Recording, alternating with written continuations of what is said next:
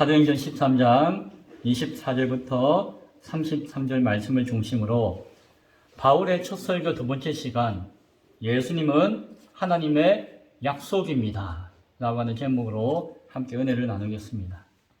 최근에 우리는 수요일마다 창세기 말씀을 강독하고 나누고 있습니다. 매주 한 장씩 읽고 나누고 있죠. 벌써 지난주에 거의 10장째 말씀을 나누고 있었던 것 같습니다. 거두절미하고 그 가운데 노아의 홍수가 있었고, 홍수가 끝나고 노아의 가족이 땅에 내려와서 하나님께 다시금 예배할 때에 하나님께서 무지개를 쫙 보여주면서 하신 약속의 말씀이 있었습니다. 그 말씀이 8장 21절에 있는 말씀이었는데요.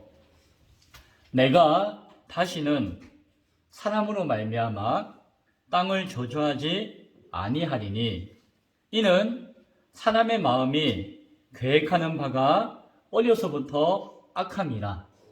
내가 전에 행한 것 같이 모든 생물을 다시 멸하지 아니하리니 라고 하는 말씀을 주셨어요.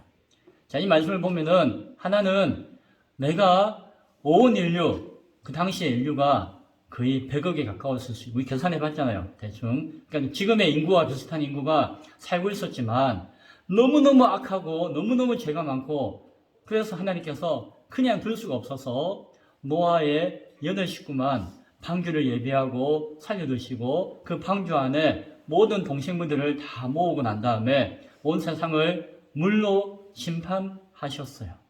1년 열흘 동안 세상에 물에 잠기게 하시고 1년이 지나서 다시 땅을 밟을 수 있도록 하셨어요. 그 사이에 세상에 있던 모든 생명은 그 수십억의 인구와 모든 동식물의 생물들은 다 죽음을 당했죠. 세상이 완전히 멸망을 당한 사건이 역사 가운데 한 번 있었습니다. 그것이 노아의 사건이었어요. 노아의 홍수 사건이었습니다. 그때 하나님께서 노아의 가족에게 약속하신 것이에요. 하나님 마음이 얼마나 아팠을까요? 하나님 마음이 얼마나 괴로웠을까요? 하나님이 얼마나 힘드셨을까요? 그러나 어쩔 수 없어요. 온 세상이 똥침이 되어 있는데 그 똥냄새 맡으면서 살 수가 없는 것이 깨끗하게 다시 깨끗하게 할 필요가 있었기에 하나님께서 그냥 역사를 보여주셨죠. 하나님이 마음이 얼마나 아프셨는지 약속을 하셨어요. 너희가 타락하고 난 다음에 너희는 태어나자마자 어려서부터 그 마음이 뭐라고요? 생각하고 계획하는 것이 모두가 악하구나. 하나님 아셨어요. 이것은 어찌 보면 너희 탓이기도 하고 너희 타락하게 한 또 그것을 너희를 창조한 또 내 탓이기도 하고 그 하나님이 만감이 교체하셨겠죠. 그래서 약속하시기를 내가 이전에 홍수를 통해서 온 세상 생명과 생물들을 다 멸망시켰던 것 같은 일을 내가 다시는 하지 않겠다라고 약속을 하셨어요. 그 약속의 징표로 무지개를 보여주셨죠. 그것이 우리 창세기 말씀 가운데 가장 기억나는 말씀 가운데 하나예요. 기억나시죠? 예, 우리 이미진 어르신이 기억난다 하면은 정말 기억나는 거예요. 예, 참 감사합니다. 이것은 세상을 멸망시키지 않겠다라고 하는 약속이 아니라 어떤 의미일까요? 세상을 구원을 완성하겠다는 약속이에요. 너희가 악하지만, 너희가 죄인이지만, 너희가 타락했지만, 너희는 그냥 홍수가 아니라 어떤 것으로 다 그냥 죽여서 멸망해도 마땅하지만, 그러나 나는 이제 너희를 그럼에도 불구하고 구원하겠다고 약속하신 것이에요. 그 노아와 한 약속이 참 중요한 약속이었습니다. 그래서 지난 시간에 우리가 살펴보았잖아요. 하나님이 이스라엘 민족을 선택하셔서 불러주셨어요. 그리고 애굽에서 400년 동안 종살이하는 민족을 건져서 출애굽 시켜주셨어요. 그들을 구원하여 주셨어요. 그러나 그들의 꼴은 어땠다고요? 광야 40년 동안 여전히 예전에 찌들어 있던 노예 생활, 노예 습성, 죄인의 모습을 가지고 살아가고 있는 것이. 하나님이 건져주셨는데, 하나님이 살려주셨는데, 하나님이 해방시켜 주셨는데도 여전히 그들은 옛날의 습성과 노예 근성을 가지고 그것을 벗어버리지 못하고 있는 것이. 하나님 보시기에 참 마음이 안타까우셨죠. 그러나 하나님은 그들의 소행을 참아주셨다라고 이야기해요. 왜? 약속하셨잖아요. 내가 너희를 다시는 그렇게 멸하지 않고 살리겠다고 약속하셨으니까 그들이 악행을 해도 하나님이 꾹꾹 참고 계셨던 것이. 약속대로 가나안 땅을 주셨지만 그냥 주지 않으셨어요. 세상과 악과 불의와 싸워서 이겨야만 이 가나안 땅을 얻을 수 있다라고 보여주신 것이. 하나님이 가나안 땅을 약속하셨지만 그저 그냥 띵가띵가 공짜로 주는 것이 아니라 어떻게 해야 된다? 하나님 말씀을 기억하고 불의와 악으로 충만하여 있는 세상과 맞서 싸워 이길 때에 그 약속이 이루어진다라고 하는 것을 가나안 땅 정복을 통해서 보여주신 것이에요. 그리고 하나님께서는 200년 동안 사사들을 세워가지고 하나님께서 통치하고 다스리셨어요. 그 백성들을. 하나님이 어떻게 말씀으로 통치하기를 원하시는가를 사사들을 통해서 보여주셨어요. 200년간 13명의 사사가 대표적으로 우리에게 보여주고 있죠. 그러나 그 백성들이 그럼에도 불구하고 그 교만을 보이지 못하고 뭐라고 했죠? 하나님, 이제 하나님 말 듣기 싫어요. 이제는 우리끼리 좀 해볼래요. 우리에게 왕을 주세요. 라고 요청을 했어요. 우리가 왕을 뽑아가지고 왕이 우리를 다스리고 우리가 왕의 명령을 듣고 해가지고 우리끼리 으쌰으쌰 해가지고 한번 살아보겠습니다. 라고 하는 것이. 한편으로는 아이고 다 컸네 그래 한번 해봐라 라는 마음도 있겠지만 하나님은 그 마음을 아시잖아요. 중심을 아시잖아요. 얘네들이 교만해가지고 그 나를 무시하고 자기들끼리 뭔가 해보려고 하네 라고 하는 것을 하나님은 아셨어요. 그러나 하나님이 또 참으셨죠. 또 참으시고 그래 너희끼리 한번 해보겠다고 한번 해보렴 하고 사울을 왕으로 세우게 하였어요. 그러나 어땠습니까? 사울 왕이 오히려 교만해져가지고 자기 목이 뻣뻣하고 힘이 있다 해가지고 백성들을 착취하기도 하고 하나님의 명령과 말씀을 거스리면서 마치 자기가 최고인 양 여기는 것이. 그것이 인간의 죄악된 본성의 결과였던 것이. 하나님이 도저히 이래서 안 되겠구나. 그래서 사무엘을 통해서 내가 너를 기름 부어 왕으로 세웠다 할지라도 네가 하나님의 말씀을 내 말을 거역하고 있는 한 더 이상 너를 왕으로 인정할 수가 없다라고 하시는 것이. 비록 하나님이 허락하시고 하나님의 뜻 가운데 세워진 왕이라 할지라도 하나님의 명령과 말씀에 어긋나면 어떻게 된다?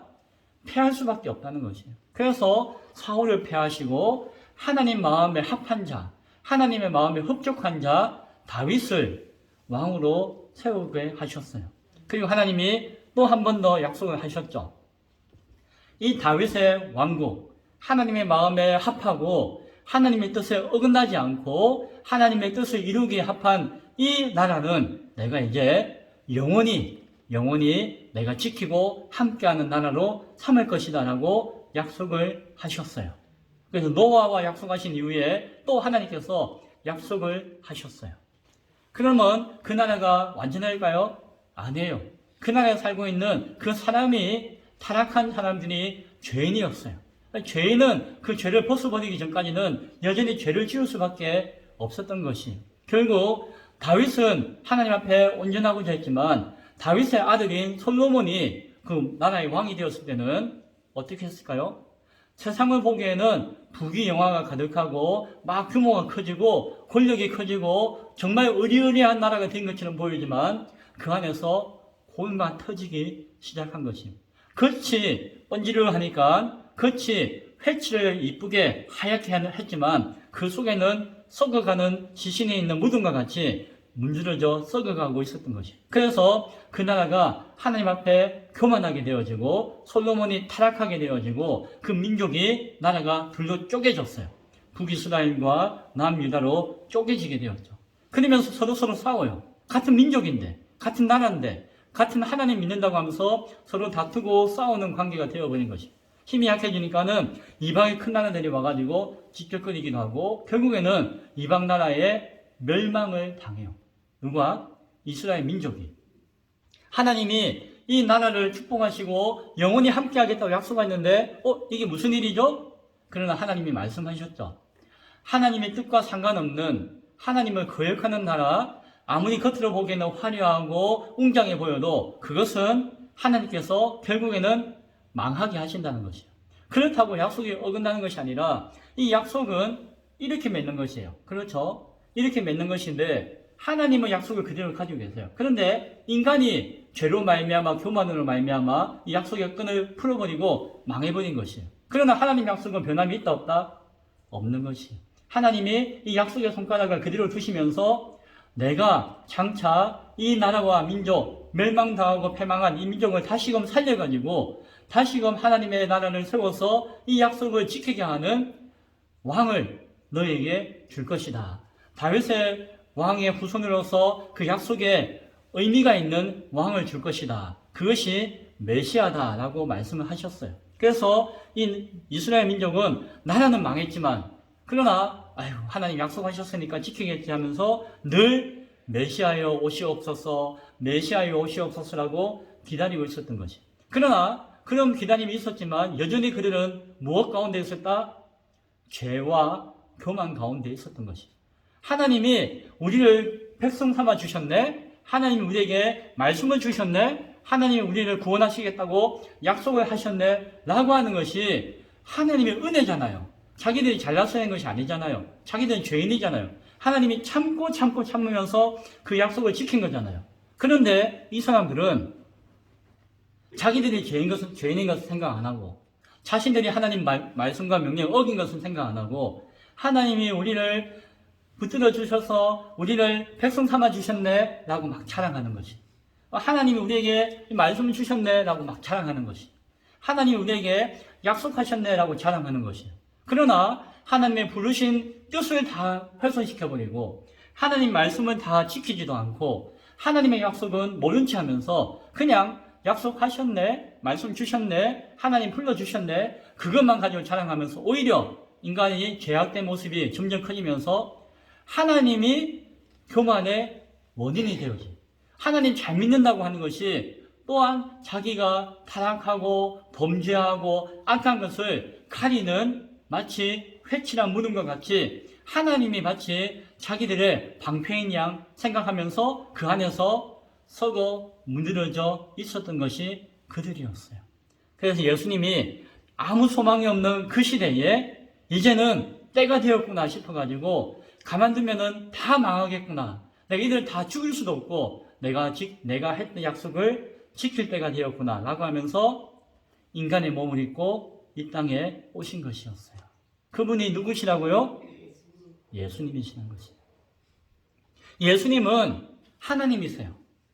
인간 가운데 인간의 죄를 대신할 제물 될 사람이 있다 없다?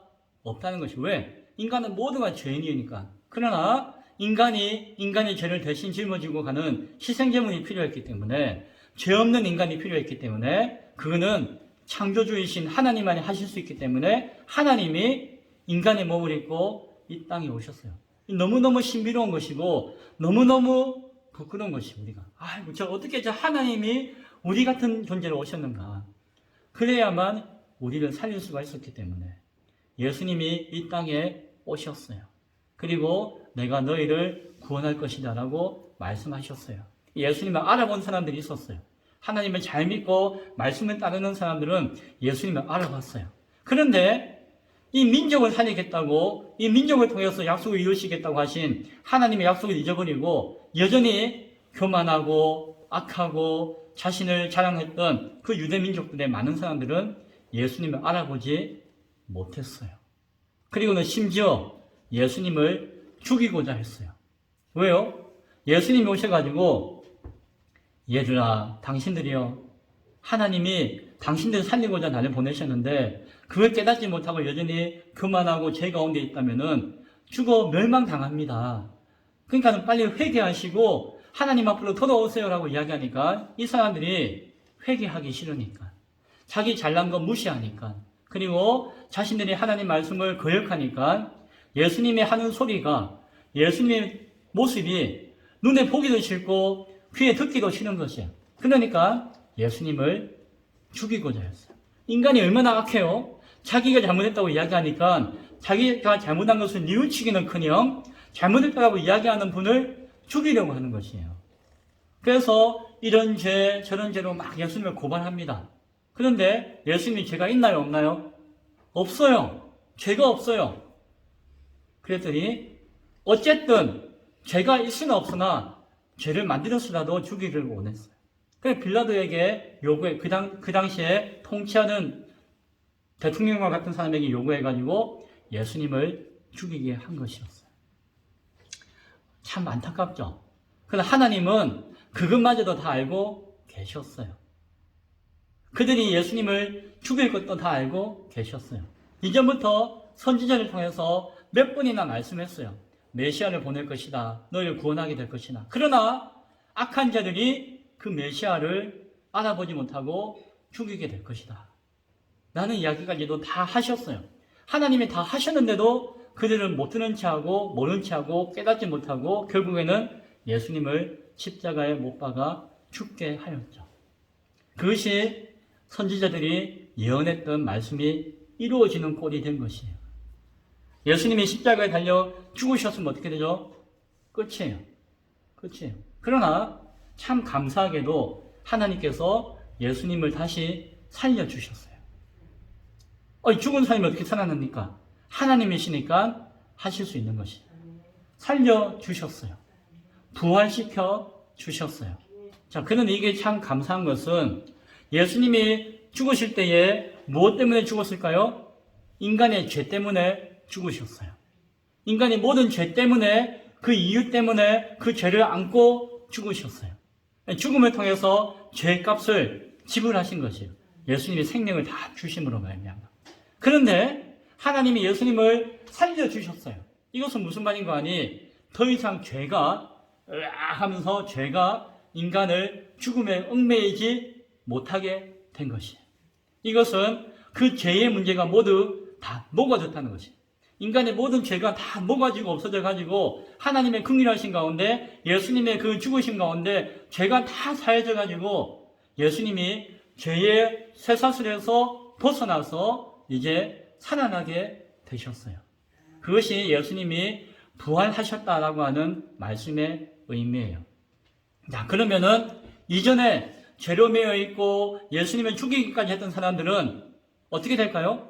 그 죄가 예수님이 다 짊어지고 죽으셨고 다 사라지게 하셨고 부활하셨기 때문에 예수님이 내 죄를 위해서 죽으셨다가 살아나셔가지고 이제 내 죄가 없어졌구나 라고 하는 것을 깨닫게 되어진다면, 그리고 하나님의 그 구원의 계획을 알게 되어진다면, 하나님의 마음과 생각을 똑바로만 이해할 수 있다면 어떻게 된다고요? 더 이상 하나님이 너희의 죄를 묻지 않겠다, 내가 너를 어렵다라고 여기겠다라고 약속하셨기 때문에 그 약속을 하나님이 지키신다는 것이. 그래서 하나님의 약속의 손가락 가운데 우리가 하나님, 내 옛날에는 죄인이었고 하나님 몰랐지만 이제는 알게 되었어요. 이제 예수님 믿게 되었어요. 미안하고 부끄럽지만 이제 약속을 할게요 하고 손을 딱 그는 순간 하나님이 우리를 영원한 나라 가운데 복되게 하시는 것이에요.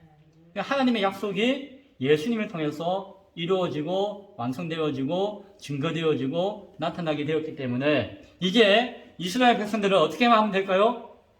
예수님을 인정하고 믿으면 돼요. 이제 그것이 우리가 믿는 하나님의 뜻이었고 하나님의 말씀이었고 하나님의 예언이었고 하나님의 명령이다라고 하는 것을 알고 이제 지키기만 하면 돼요.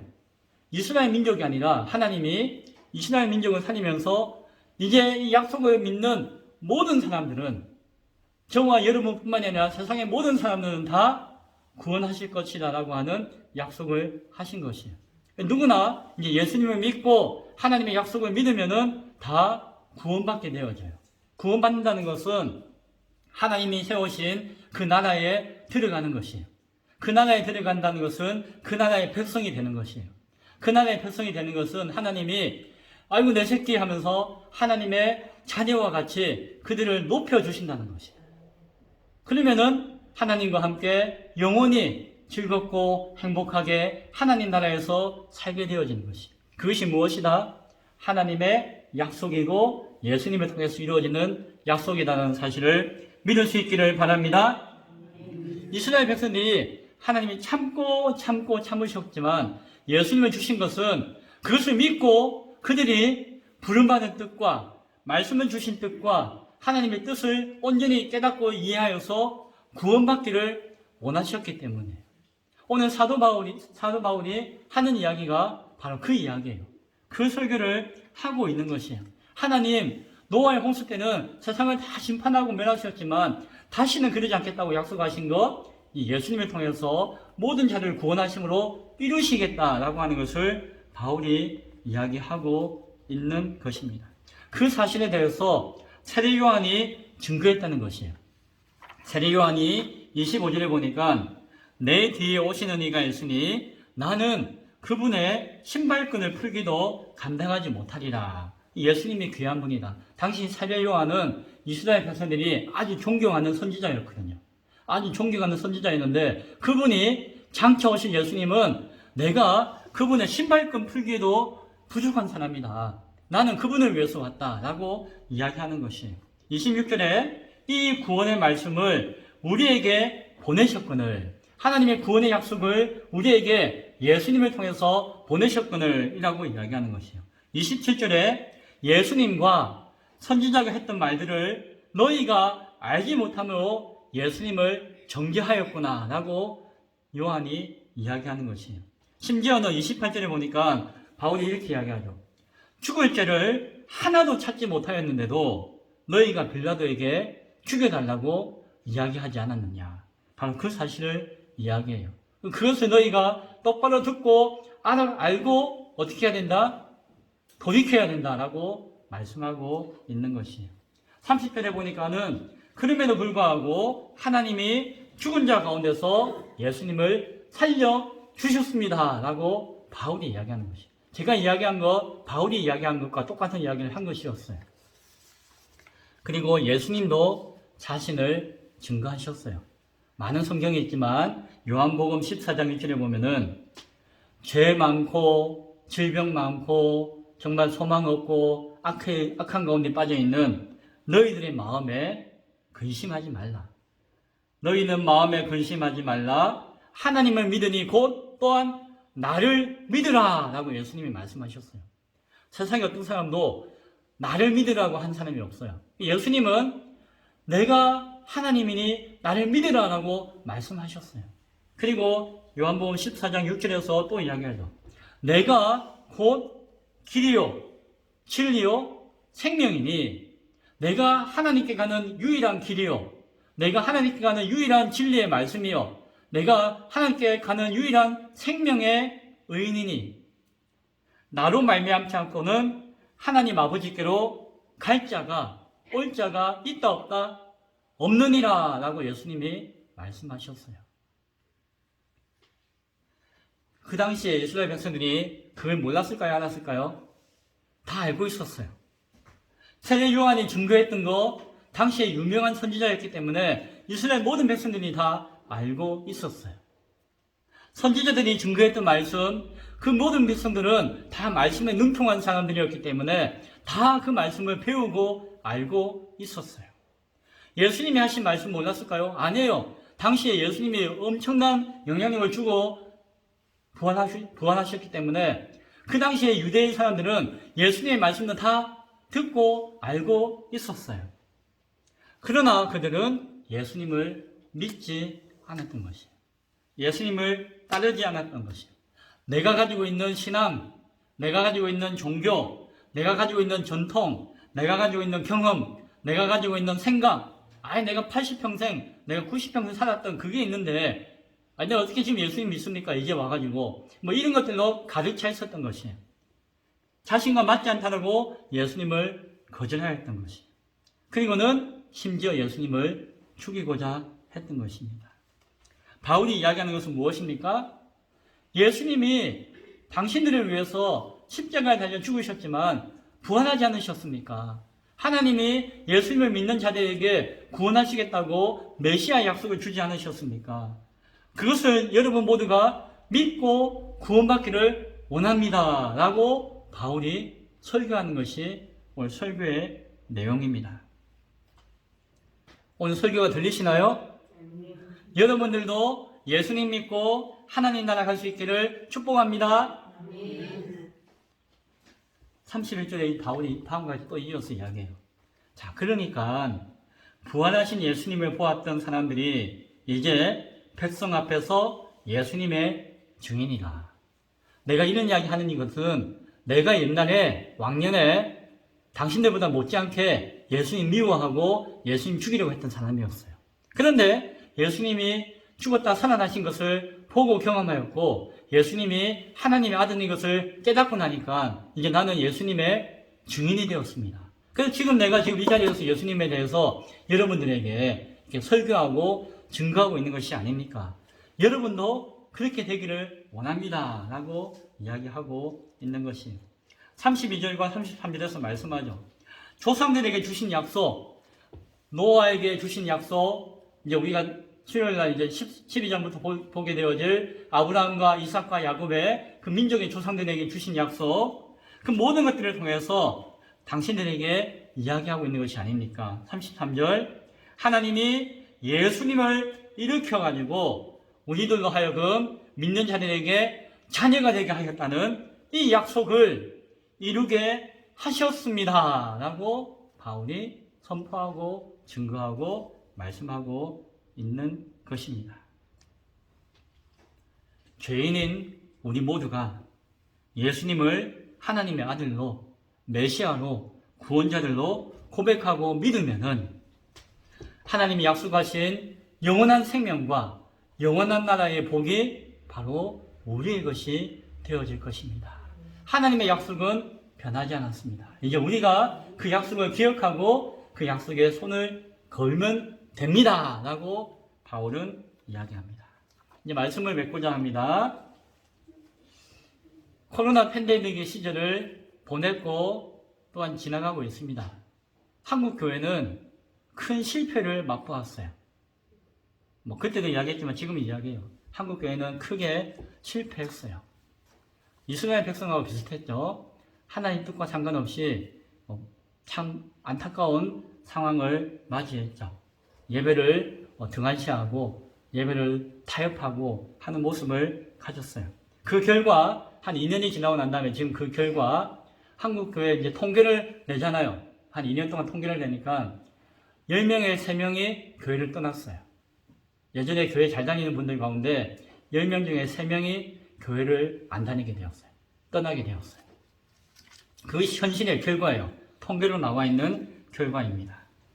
그전에는 사실 하나님 안 믿고 점점 교회는 조금 이렇게 쇠퇴기에 있었어요. 그런데 이제 그 붙은 불에 기름을 끼얹는 꼴이 코로나 팬데믹을 통해서 일어나게 되었죠. 이전에 내가 하나님을 믿고 싶은데 이 교회 꼬라지하고 이 세상 돌아가는 거 보니까는 교회 안 나갈래. 그래서 나 안 나가 하는 사람들을 빚고 와서 가나안 성도라고 부르는 경우가 약 100만 명이 있었대요.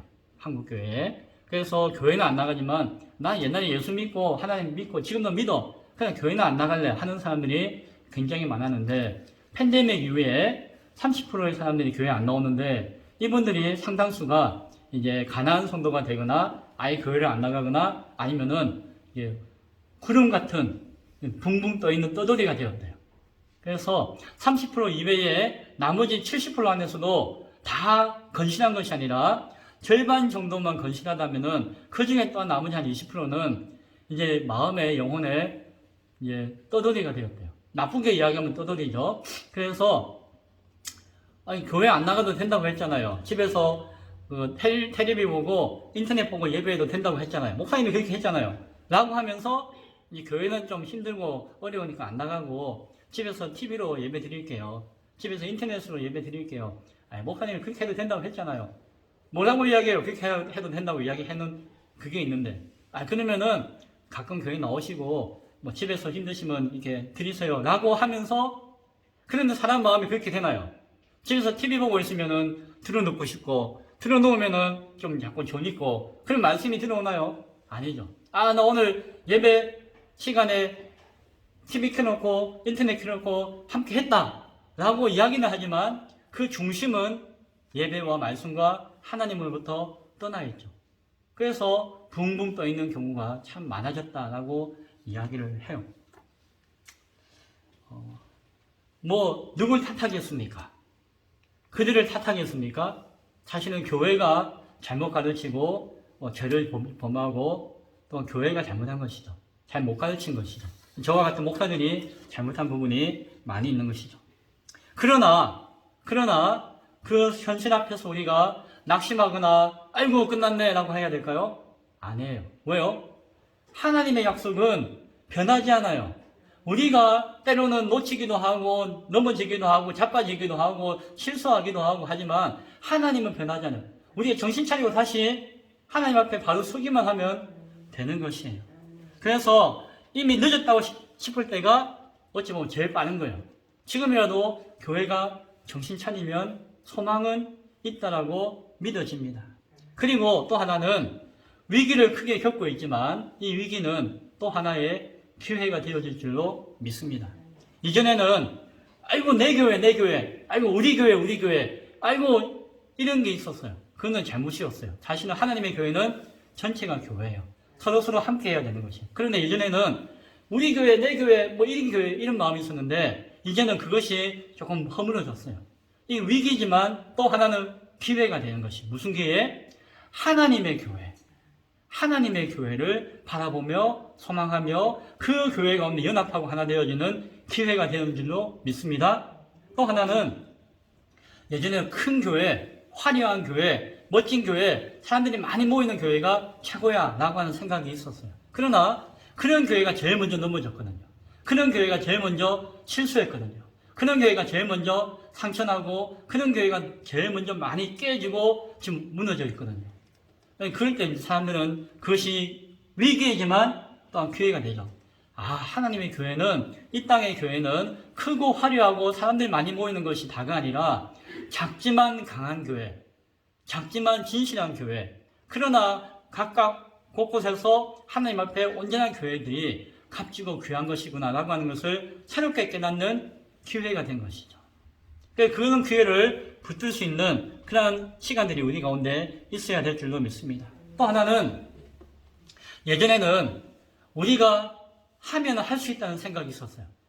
우리가 전도하면 되고 우리가 교회 건물 지으면 되고 우리가 뭘 하면 되고 우리가 사업을 하면 되고 우리가 뭘 하면 한다라고 하는 마음이 팽배하게 있었어요.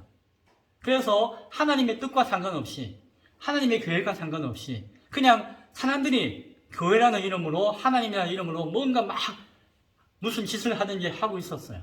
그러나 어떤 사건이 꽉 오니까는 아무것도 못 하거든요. 예배도 못 드리고 하나님 믿는 것도 엉망이고 우리가 아무것도 못하는 존재구나 라는 것을 깨닫게 되었어요. 위기이지만 또 하나의 기회예요. 무슨 기회가 될까요? 하나님만이 할 수 있습니다. 하나님이 하시는 것이 참된 능력입니다. 하나님이 하실 때에만 그것이 온전한 모습이다 라고 하는 것을 이제 알 수 있는 기회가 된 것이죠. 이스라엘 민족과 같이 실패와 연약함의 위기 가운데 있었지만 하나님의 약속을 믿고 그 약속에 온전히 예수님을 바라본다면 구원의 역사는 여전히 그들 가운데 약속되어 있었던 것과 같이 오늘 우리에게는 새로운 약속과 기회가 열려지게 되어질 것입니다. 우리 기쁨의 교회는 새로운 비전을 가지고 새로운 목표를 가지고 새로운 사명을 붙들고 그 길을 달려갈 수 있기를 바랍니다. 그 달려가는 복이 저와 여러분 가운데 있을 수 있기를 예수님의 그 약속 가운데 이루어지기를 간절히 축원드립니다. 기도하겠습니다.